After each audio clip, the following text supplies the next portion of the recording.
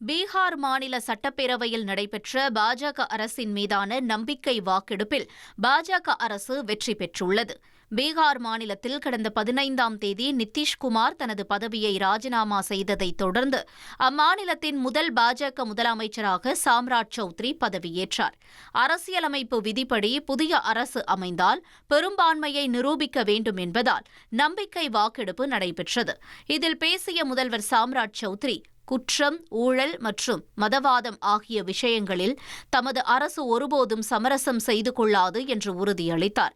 இறுதியில் நடைபெற்ற குரல் வாக்கெடுப்பில் பாஜக அரசு தனது பெரும்பான்மையை நிரூபித்து வெற்றி பெற்றது. 243 இடங்களை கொண்ட பீகார் சட்டப்பேரவையில் பாஜக மற்றும் ஐக்கிய ஜனதா தளம் கூட்டணிக்கு மொத்தம் 201 உறுப்பினர்களின் பலம் இருப்பது குறிப்பிடத்தக்கது. 1,28,00,000 மனங்களை வென்ற தந்தி டிவி யூடியூப் சேனல். தவிர்க்க முடியாத தம்ப்நெயில், கலக்கலான கான்டென்ட்ஸ். நீங்களும் இந்த குடும்பத்தில் இணைய இப்பவே சப்ஸ்கிரைப் பண்ணுங்க. அசுரபலம் கொண்ட எங்கள் டிஜிட்டல் கரங்களில் உங்கள் விளம்பரங்களை சேர்க்க வாட்ஸ்அப் பண்ணுங்க. 8939888838. Email advtthanditv@dttv.in.